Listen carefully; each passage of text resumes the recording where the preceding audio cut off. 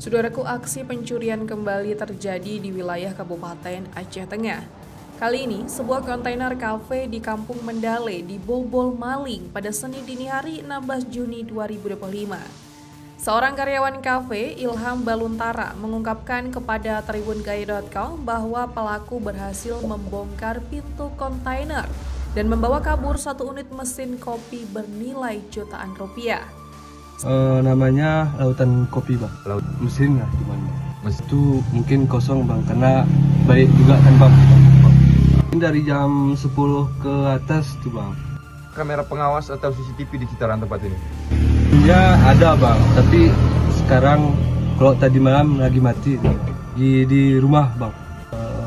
Sekitaran 4 juta, Bang, harga mesinnya, Bang. Saat kejadian, kafe dalam keadaan tutup dan tidak ada penjaga di lokasi. Diduga pelaku memanfaatkan kondisi sepi tersebut untuk melancarkan aksinya. Pihak kafe mengaku mengalami kerugian besar akibat insiden ini dan berencana melaporkan kejadian tersebut ke pihak kepolisian. Hingga berita ini diturunkan, pihak berwajib belum memberikan keterangan resmi terkait laporan pencurian tersebut. Warga sekitar dihimbau untuk meningkatkan kewaspadaan, terutama terhadap tempat usaha yang tidak beroperasi di malam hari.